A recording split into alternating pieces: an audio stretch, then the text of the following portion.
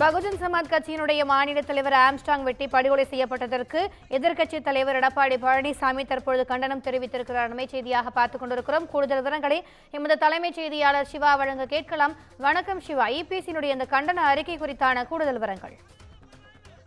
திவ்யா, பகுஜன் சமாஜ் கட்சியினுடைய மாநில தலைவர் ஆம்ஸ்ட்ராங் சற்று நேரத்துக்கு முன்பாக படுகொலை செய்யப்பட்டிருக்கிறார். இந்த விவகாரம் என்பது தமிழ்நாடு முழுவதும் காட்டுத்தீ போல பரவியிருக்கக்கூடிய நிலையில தேசிய அளவுல இது மிகப்பெரிய ஒரு கவனம் பெற்றிருக்கிறது. குறிப்பாக பகுஜன் சமாஜ் கட்சியினுடைய தலைவராக இருக்கக்கூடிய மாயாவதி வரை இந்த விஷயம் சென்றிருப்பதாக தகவல் வெளியாகி இருக்கக்கூடிய நிலையில தமிழ்நாட்டினுடைய எதிர்க்கட்சி தலைவராக இருக்கக்கூடிய எடப்பாடி கே பழனிசாமி இது தொடர்பாக கண்டனத்தினை பதிவு செய்திருக்கிறார்.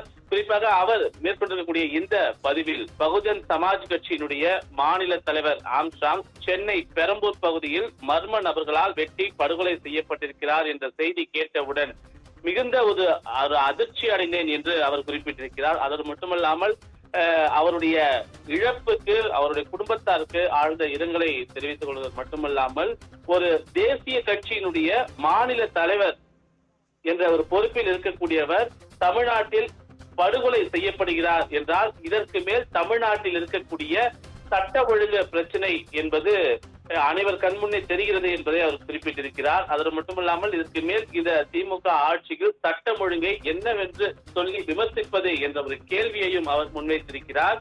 கொலை செய்வதற்கான தைரியம் குற்றவாளிகளுக்கு எப்படி வருகிறது என்ற ஒரு கேள்வியையும் காவல்துறை, அரசு, சட்டம் என எதன் மீதும் அச்சமற்ற நிலையில் தொடர்ச்சியாக குற்றங்கள் நடைபெறும் அளவிற்கான அவல நிலைக்கு சட்டம் ஒழுங்கை தள்ளிய தமிழ்நாடு முதலமைச்சருக்கு தன்னுடைய கடுமையான கண்டனம் என்றும் எதிர்க்கட்சித் தலைவர் எடப்பாடி கே பழனிசாமி விமர்சித்திருக்கிறார்.